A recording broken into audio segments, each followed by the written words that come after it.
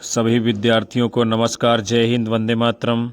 दीपक लक्ष्य अब YouTube channel के ऊपर हार्दिक स्वागत है सभी का। आज हम आपके मध्य में हिंदी भाषा विज्ञान से संबंधित वैकल्पिक प्रश्नों को लेकर आपके मध्य में उपस्थित हैं। ऐसे प्रश्न होंगे जो भारत की विभिन्न परीक्षाओं में पूछे गए हैं और आपकी आने वाली परीक्षाओं में भी महत्वपूर्ण भूमिका निभाएंगे। कक्षा को आप सभी लोग एक बार लाइक कमेंट कर शेयर कर दीजिए और कोई पहली बार चैनल के ऊपर विजिट किया है तो सब्सक्राइब कर लीजिए, बेल आइकन दबा लीजिए, जिससे आने वाली कक्षाओं का नोटिफिकेशन आप सभी को मिलता रहेगा। सेशन को पूरा वॉच करिएगा। हम शुरुआत करेंगे आज के पहले प्रश्न के साथ में। केंद्रीय हिंदी निदेशालय की ओर से देवनागरी लिपि तथा हिंदी वर्तनी का मानकीकरण का प्रकाशन कब हुआ है? 1957, 1963, 1945, 1983। कौन सा आपका सही उत्तर होगा? सभी लोगों को जवाब देना है। क्वेश्चन नंबर 182 का आप सभी लोग उत्तर दे रहे हो। विकल्प डी तो बिल्कुल सही होगा, यानी कि केंद्रीय हिंदी निदेशालय की ओर से देवनागरी लिपि तथा हिंदी वर्तनी का मानकीकरण का प्रकाशन कब होता है? 1983 ईस्वी में। आगे बढ़ेंगे हम लोग। मानक देवनागरी वर्णमाला, परिवर्धित देवनागरी वर्णमाला, हिंदी वर्तनी का मानकीकरण, इन तीनों पुस्तिकाओं को समन्वित रूप को संशोधन परिवर्धन के साथ केंद्रीय हिंदी निदेशालय द्वारा सन 1983 ईस्वी में देवनागरी लिपि तथा हिंदी वर्तनी का मानकीकरण पुस्तकों का प्रकाशन किया गया है। फिर आप सभी का अगला क्वेश्चन है, भारतीय संविधान ने अंकों के किस रूप को स्वीकार किया है? भारतीय अंकों के अंतर्राष्ट्रीय रूप को, भारतीय मूल के अरबी के अंतर्राष्ट्रीय रूप को, उपयुक्त सभी को। कौन सा होगा इस क्वेश्चन के लिए सही जवाब?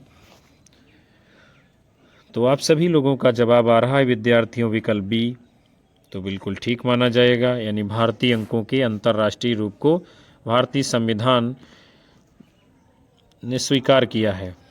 आगे बढ़ेंगे।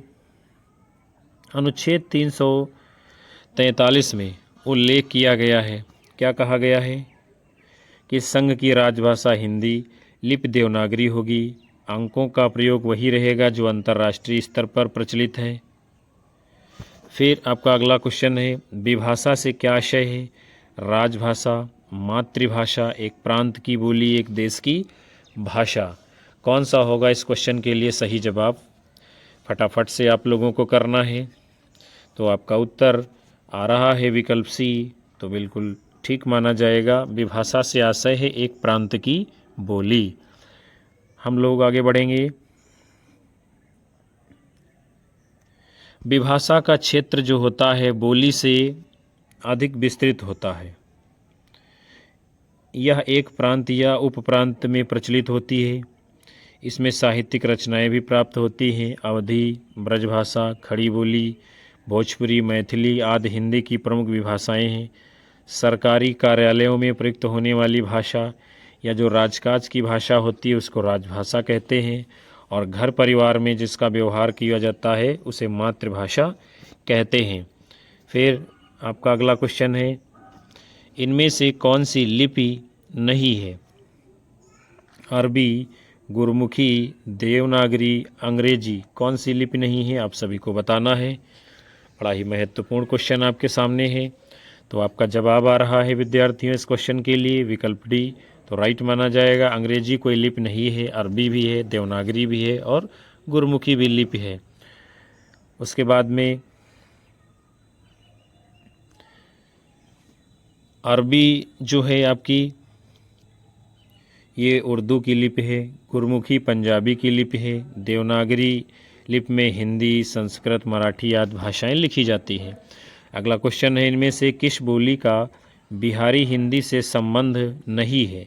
अवधी, मगही, भोजपुरी, मैथिली, किसका संबंध नहीं है बिहारी हिंदी से? तो आप सभी लोगों का उत्तर आ रहा है विकल्प ए, तो राइट माना जाएगा, क्योंकि अवधी ये पूर्वी हिंदी के अंतर्गत आती है और भोजपुरी, मगही, मैथिली ये सब बिहारी हिंदी के अंतर्गत आने वाली बोलियां हैं। और पूर्वी हिंदी में जो है अवधी, बघेली, छत्तीसगढ़ी ये 3 प्रमुख बोलियां आती हैं। अगला क्वेश्चन है, मगही किस प्रदेश की बोली है? मध्य प्रदेश, बिहार, राजस्थान, छत्तीसगढ़। कहाँ की है मगही? तो भोजपुरी, मगही, मैथिली ये सब कहाँ की बोली है? आपका जवाब आ रहा है इस क्वेश्चन का विद्यार्थियों विकल्प बी, तो राइट होगा, यानी कि बिहार। फिर मगही मूलतः जो है बिहार राज्य की बोली है, इसमें कोई शक नहीं है।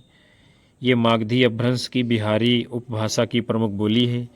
बिहार राज्य में भोजपुरी और मैथिली बोली भी बोली जाती है।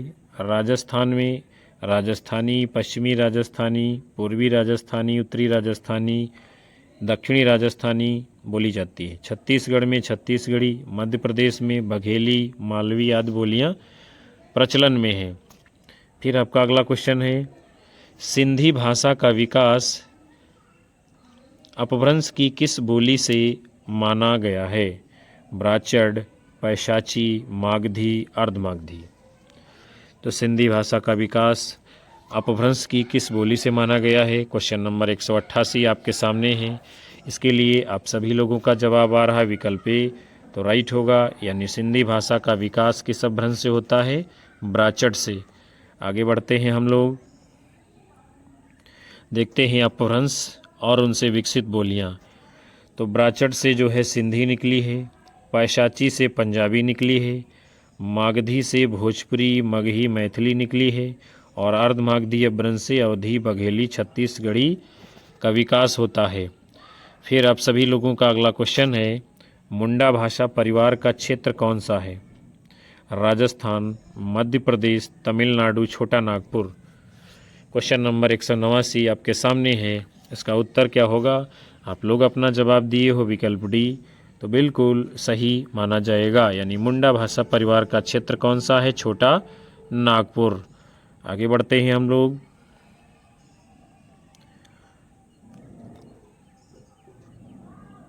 मुंडा भाषा परिवार का क्षेत्र छोटा नागपुर है, जो झारखंड राज्य में है। मुंडा भाषा परिवार की भाषाएं भारत और बांग्लादेश को मिलाकर लगभग 1 करोड़ लोग बोलते हैं और इनकी भाषा मुंडारी ऑस्ट्रो एशियाटिक भाषा परिवार की एक शाखा है। अगला क्वेश्चन है आपका, आगरा किस बोली का क्षेत्र है? अवधी, खड़ी बोली, ब्रजभाषा, छत्तीसगढ़ी। किसका क्षेत्र है आगरा? आप सभी को बताना है। तो आपका जवाब आ रहा है विकल्प सी, तो बिल्कुल ठीक माना जाएगा, यानी आगरा ब्रज बोली, ब्रज भाषा का क्षेत्र है। हम लोग देखते हैं ब्रज भाषा कहाँ कहाँ बोली जाती है। मथुरा, आगरा, अलीगढ़, बरेली, बदायूं, एटा, मैनपुरी और भरतपुर में ब्रजभाषा बोली जाती है। फिर अवधी कहाँ कहाँ बोली जाती है? अयोध्या, लखीमपुर खीरी, बहराइच, गोंडा, बाराबंकी, लखनऊ, सीतापुर, उन्नाव, फैजाबाद, सुल्तानपुर, रायबरेली, प्रयागराज, जौनपुर, प्रतापगढ़ आदि। फिर अगला है खड़ी बोली कहाँ कहाँ बोली जाती है? बिजनौर, रामपुर, मुरादाबाद, मेरठ, मुजफ्फरनगर, सहारनपुर, दिल्ली और गाज़ियाबाद में खड़ी बोली बोली जाती है। फिर आप सभी लोगों का अगला क्वेश्चन है, पूर्वी हिंदी के अंतर्गत अवधी के अतिरिक्त इनमें से कौन सी बोली समाहित की जाती है? कन्नौजी, मारवाड़ी, बघेली, इनमें से कोई नहीं। कौन सा सही उत्तर होगा आपका? तो क्वेश्चन नंबर 191 का आप सभी लोग अपना जवाब दे रहे हो विकल्प सी, तो राइट होगा, यानी पूर्वी हिंदी के अंतर्गत अवधी, बघेली और छत्तीसगढ़ी ये सभी बोलियां समाहित की जाती हैं। आगे बढ़ेंगे हम लोग, पूर्वी हिंदी के अंतर्गत आपने देखा अवधी के अतिरिक्त बघेली भी है, छत्तीसगढ़ी भी है। ये है अर्धमागधी अपभ्रंश के अंतर्गत पूर्वी हिंदी उपभाषा की बोली है। इसमें अवधी, बघेली, छत्तीसगढ़ी आती है।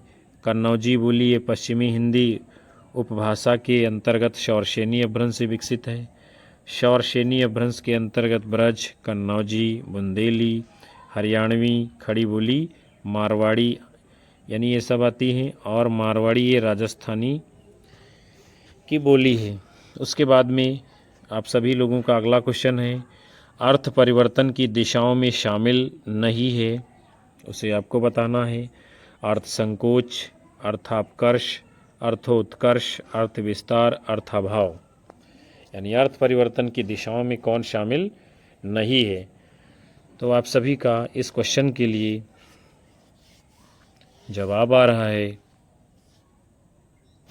विकल्प ई, तो राइट होगा, यानी अर्थाभाव ये शामिल नहीं है अर्थ परिवर्तन की दिशाओं में। हम लोग आगे बढ़ते हैं।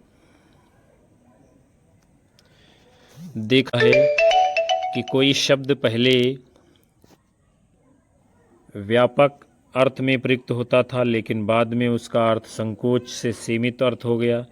जैसे पहले मृग शब्द पशुओं के संदर्भ में प्रयुक्त होता था, परंतु वर्तमान में मृग का अर्थ है केवल हिरण। यही क्या है, अर्थ संकोच कहलाता है। उसके बाद में फिर आपका अगला क्वेश्चन है, संज्ञान का अर्थ है क्या है? कर्म व भाषा के माध्यम से स्वयं और दुनिया को समझना। कर्म यानी कि कार्य के माध्यम से स्वयं और दुनिया को समझना, भाषा के माध्यम से स्वयं और दुनिया को समझना, भाषा और संप्रेषण के माध्यम से स्वयं और दुनिया को समझना। तो इस प्रश्न का आप सभी लोगों का उत्तर आ रहा विकल्प डी, तो सबसे अच्छा माना जाएगा। संज्ञान का अर्थ क्या है? भाषा और संप्रेषण के माध्यम से स्वयं और दुनिया को समझना। हम सभी लोग आगे बढ़ते हैं। आपका अगला क्वेश्चन है, कौन सी भाषा वियोगात्मक भाषा है? संस्कृत, अपभ्रंश, प्राकृत, पाली, इनमें से कौन सी वियोगात्मक भाषा है? तो आप सभी का उत्तर आ रहा विकल्प बी, तो बिल्कुल राइट होगा, यानी जो अपभ्रंश है ये कैसी भाषा है? वियोगात्मक भाषा है।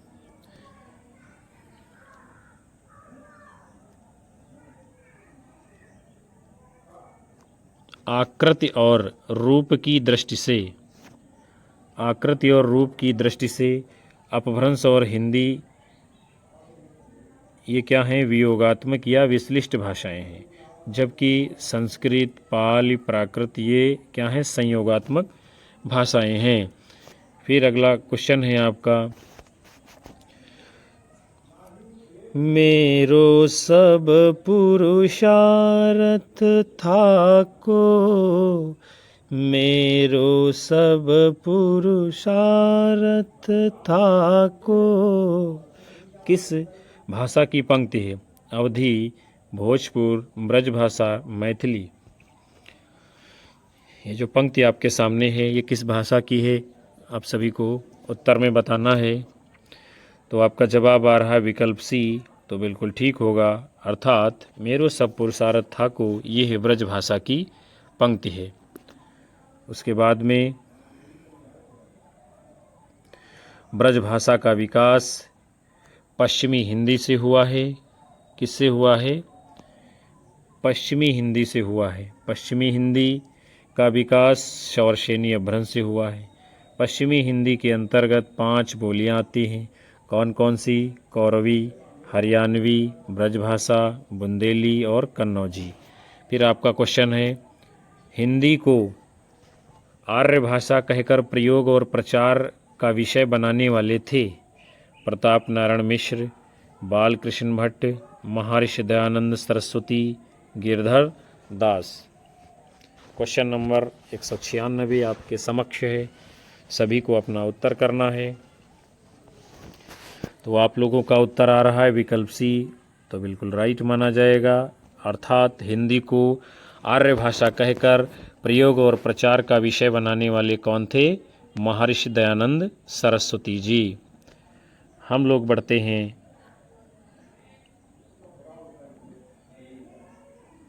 स्वामी जी आधुनिक भारत के महान चिंतक हैं। समाज सुधारक हैं, अखंड ब्रह्मचारी रहे हैं और आर्य समाज के संस्थापक हैं। उनके बचपन का नाम जो है मूलशंकर था।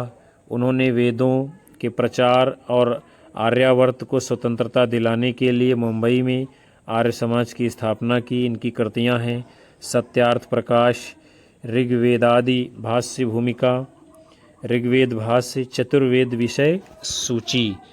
फिर आप सभी लोगों का अगला क्वेश्चन है, क्या है स्थापना और तर्क दिया गया है। स्थापना क्या है, देवनागरी लिपि में जैसा बोला जाता है वैसा ही लिखा जाता है।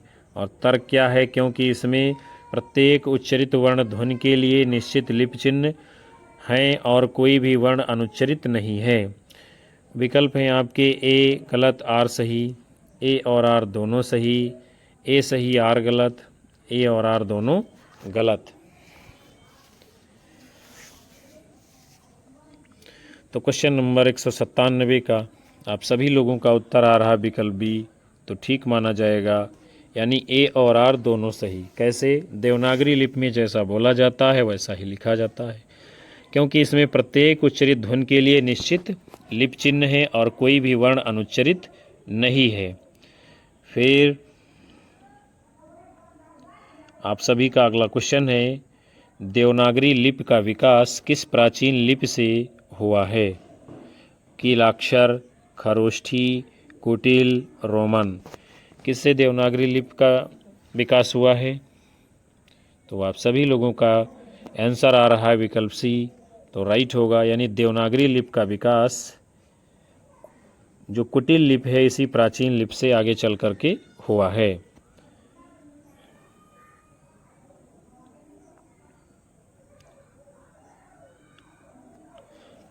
खरोष्ठी तो विदेशी लिपि थी।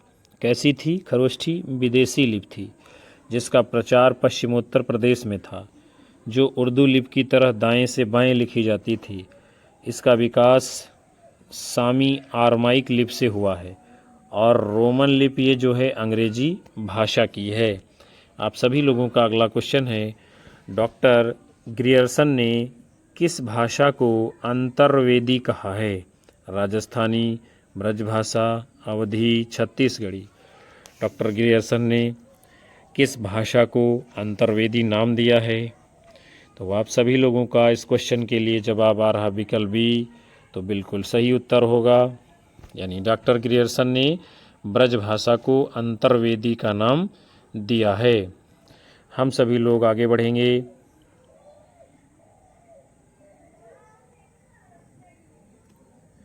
ग्रियर्सन ने लिंग्विस्टिक सर्वे ऑफ इंडिया नाम से एक पुस्तक प्रकाशित की, जिसमें भारतीय भाषाओं का सर्वेक्षण करते हुए भाषाई आधार पर भारत को 3 भागों में बांटा है। आप सभी लोगों का अगला क्वेश्चन है, हिंदी और उर्दू के बीच की सरल भाषा कहलाती है। हिंदुस्तानी, हिंदुई, रेख्ता, दक्षिणी। तो हिंदी और उर्दू के बीच की सरल भाषा जो है वो क्या कहलाती है। आप सभी का जवाब आ रहा विकल्प ए, यानी हिंदुस्तानी, तो बिल्कुल ठीक माना जाएगा। हिंदी और उर्दू के बीच की सरल भाषा हिंदुस्तानी कहलाती है। हम सभी लोग आगे बढ़ते हैं।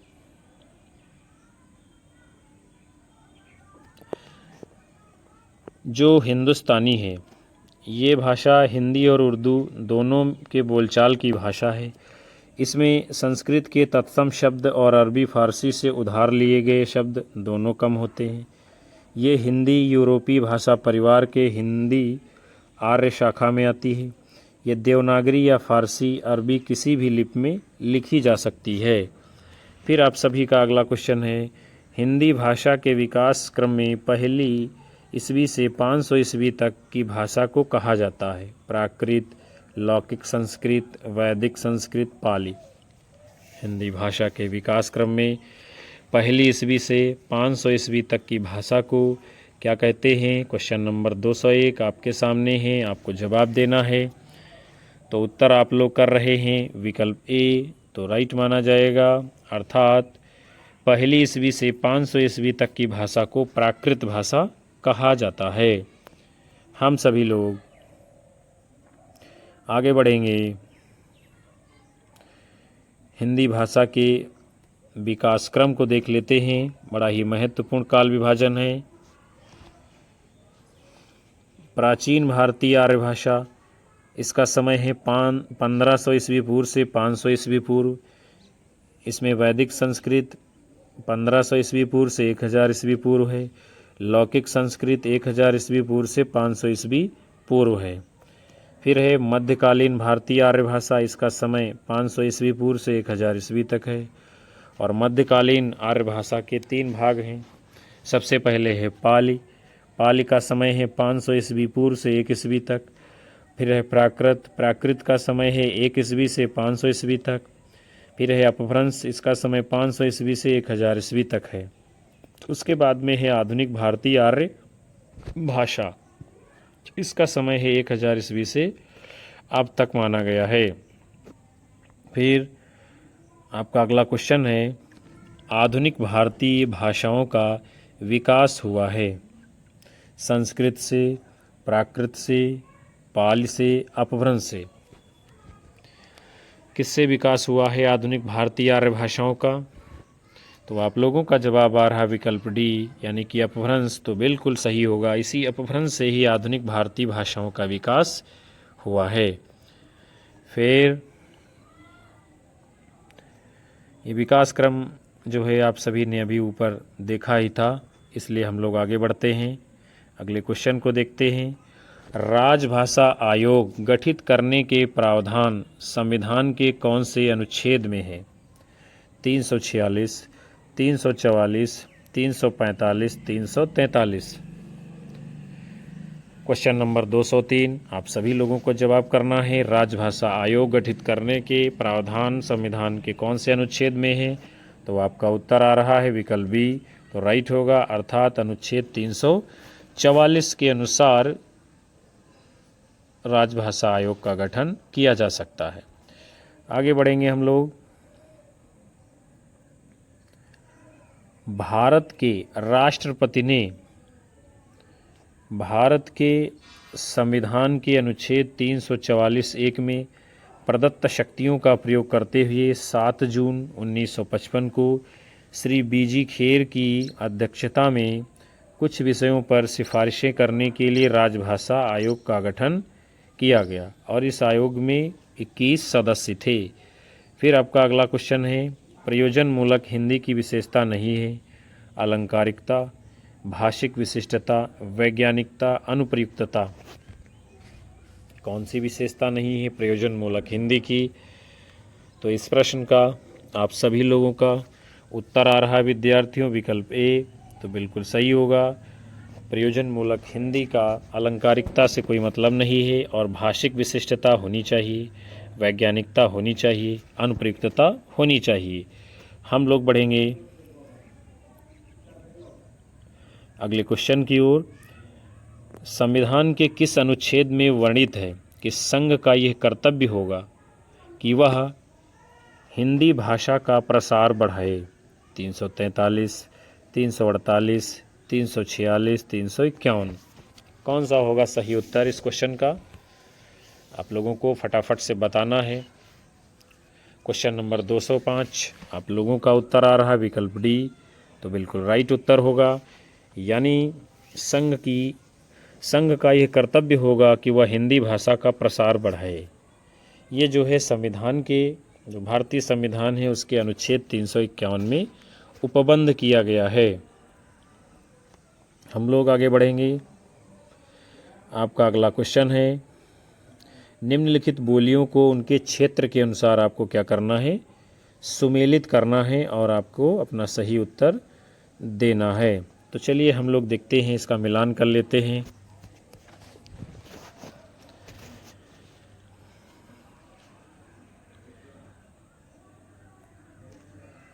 तो इसमें क्या दिया गया है? सबसे पहले है अवधि, यानी अवधि का आपका क्षेत्र कौन सा है, ये आपसे पूछा जा रहा है। तो जो आपकी अवधि है ये इलाहाबाद से संबंधित है। फिर ब्रज है, ये आपकी मथुरा से संबंधित है। जो भोजपुरी है यह किससे संबंधित है? तो ये बनारस से संबंधित है। और फिर मैथिली आपकी जो है वह मुंगेर से संबंधित है। तो इसके जब हम लोग सही कूट की बात करेंगे तो विकल्प डी जो है आपका इसका सही उत्तर होगा, आप लोगों का राइट आंसर माना जाएगा। आप लोग देख सकते हैं अवधी इलाहाबाद में है, ब्रज आपकी मथुरा में है, भोजपुरी बनारस में है और मैथिली मुंगेर में है। कूट के रूप में आपका विकल्प डी सही उत्तर होगा। फिर जो है अगला क्वेश्चन है आपका, खड़ी बोली के जन्म का समय माना जाता है 1000 ईस्वी के आसपास, 500 ईस्वी के आसपास, 800 ईस्वी के आसपास, 500 ईस्वी पूर्व के आसपास। खड़ी बोली का समय, जन्म का समय माना जाता है। तो क्वेश्चन नंबर 207 आप लोग अपना उत्तर दे रहे हो विकल्प ए, तो ठीक होगा, अर्थात खड़ी बोली के जन्म का समय कब है? 1000 ईस्वी के आसपास। हम लोग आगे बढ़ेंगे। खड़ी बोली के प्रथम कवि कौन माने जाते हैं विद्यार्थियों? तो खड़ी बोली के प्रथम कवि के रूप में अमीर खुसरो को स्थान दिया गया है। अगला क्वेश्चन है, पाली किस धर्म की भाषा है? वैदिक धर्म, जैन धर्म, बौद्ध धर्म, सिख धर्म। पाली किस धर्म की भाषा है?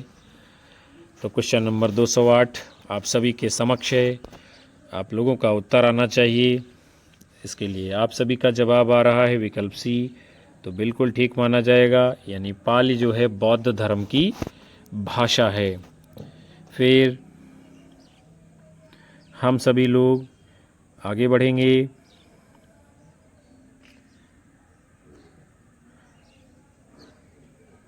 बौद्ध धर्म के संस्थापक कौन थे? महात्मा बुद्ध जी। कौन थे? महात्मा बुद्ध जी। महात्मा बुद्ध ने अपने उपदेश तत्कालीन समय की जनभाषा में ही दिए और बौद्ध धर्म के पवित्र ग्रंथ त्रिपिटक भी इसी में शामिल हैं, जैसे कि अभिधम्म पिटक, सुत्त पिटक और विनय पिटक। आपका अगला क्वेश्चन है, हिंदी के अंतर्गत मुख्यतः कितनी बोलियां हैं? 17, 25, 6, 9। तो हिंदी के अंतर्गत मुख्यतः कितनी बोलियां हैं? तो क्वेश्चन नंबर 209 का आप लोग जवाब दे रहे हो विकल्प ए, तो राइट माना जाएगा, यानी हिंदी की प्रमुख रूप से कुल 17 बोलियां इस समय हैं, मानी गई। आगे बढ़ेंगे हम लोग जो है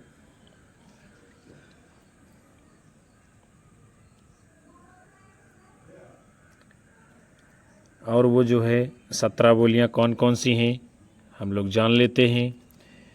कौरवी, इसको खड़ी बोली भी कहते हैं, यानी खड़ी बोली का ही कौरवी नाम है।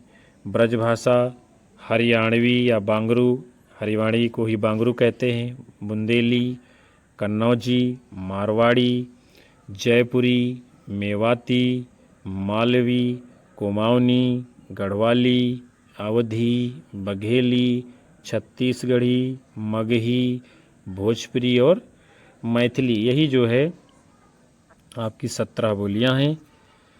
फिर हम सभी लोग बढ़ेंगे जो है अगले क्वेश्चन की ओर।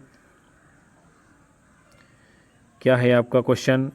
आधुनिक आर्य भाषाओं के वर्गीकरण के अनुसार पूर्वी समुदाय की भाषा नहीं है।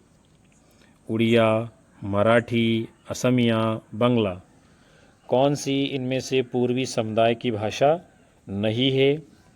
तो आप सब लोग अपना उत्तर दे रहे हो विकल्प बी, यानी कि मराठी, तो सही माना जाएगा। मराठी आधुनिक आर्य भाषाओं के वर्गीकरण के अनुसार पूर्वी समुदाय की भाषा नहीं है। और उड़िया, असमिया, बंगला, ये तीनों जो है पूर्वी समुदाय की भाषाएं हैं। हम लोग आगे बढ़ेंगे।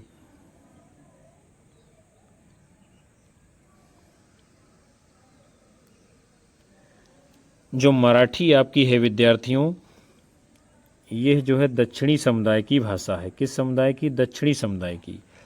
मागधी अपभ्रंश की भाषाएं हैं बिहारी, बंगला, असमिया और उड़िया। उसके बाद में आप सभी लोगों का अगला क्वेश्चन है, विकास की दृष्टि से प्राकृत की पूर्वकालीन अवस्था का नाम क्या है? पाली, डिंगल, अपभ्रंश, अवहट्ट। आप लोगों का इस क्वेश्चन के लिए जवाब सही आना चाहिए। बहुत ही महत्वपूर्ण प्रश्न है। विकास की दृष्टि से प्राकृत की पूर्वकालीन अवस्था का नाम क्या है? तो आप सभी अपना उत्तर दे रहे हो विकल्प ए, तो राइट होगा। यानी प्राकृत से पहले की जो अवस्था है भाषा के विकास क्रम में, वह पाली आती है। फिर हम लोग जो है आगे बढ़ेंगे। संस्कृत, पाली, प्राकृत, अपभ्रंश, अवहट्ट, हिंदी, यही जो है इसका क्रम है। आप लोगों को ध्यान में रखना है। पहले संस्कृत आती है, फिर पाली आती है, फिर प्राकृत आती है, फिर अपभ्रंश आती है, उसके बाद में हिंदी का विकास आगे होता है। अगला क्वेश्चन आप सभी के सामने है, इनमें से अपभ्रंश भाषा का काल कौन सा है? 1000 ईस्वी पूर्व से 500 ईस्वी तक, 1500 ईस्वी पूर्व से 500 ईस्वी तक, 500 ईस्वी पूर्व से 1000 ईस्वी तक, 500 ईस्वी से 1000 ईस्वी तक। आपसे पूछा जा रहा कि अपभ्रंश भाषा का काल यानी कि समय कौन सा है? तो क्वेश्चन नंबर 212 आपके सामने है। आप लोग इस प्रश्न के लिए अपना उत्तर दे रहे हो विकल्प डी, तो बिल्कुल सही होगा। अर्थात अपभ्रंश भाषा का काल है 500 ईस्वी से 1000 ईस्वी तक। यही आपका सही उत्तर होगा। उसके बाद में हम लोग जो है आगे बढ़ेंगे।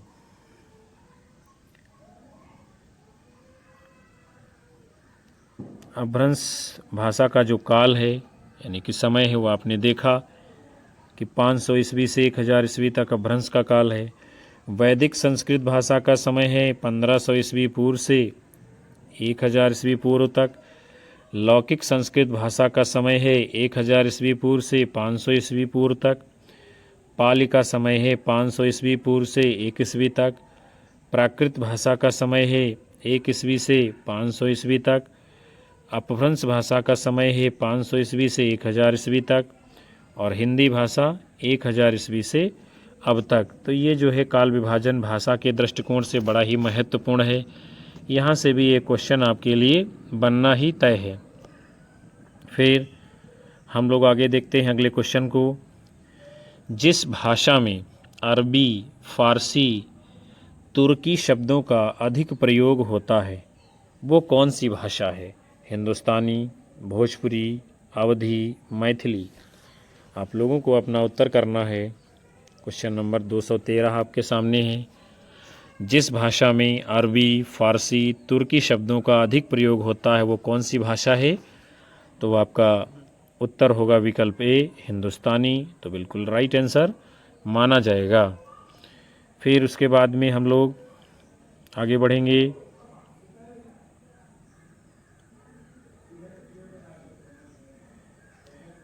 जिस भाषा में अरबी, फारसी, तुर्की शब्दों का अधिक प्रयोग होता है वो हिंदुस्तानी भाषा कहलाती है।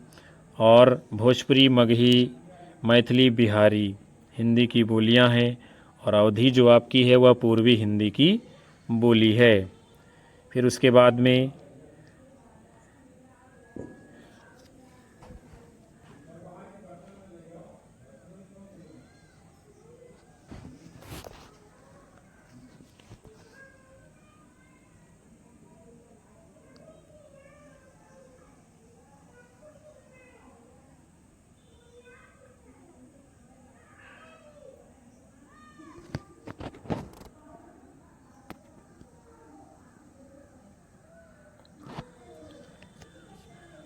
तो प्यारे विद्यार्थियों और साथियों, आज के इस महत्वपूर्ण सेशन को हम यहीं पर समाप्त कर रहे हैं, जिसके अंतर्गत आप सभी लोगों ने भाषा विज्ञान से संबंधित यानी कि भाषा, बोलियां, हिंदी की समस्त बोलियां, उपभाषाएं, अपभ्रंश इत्यादि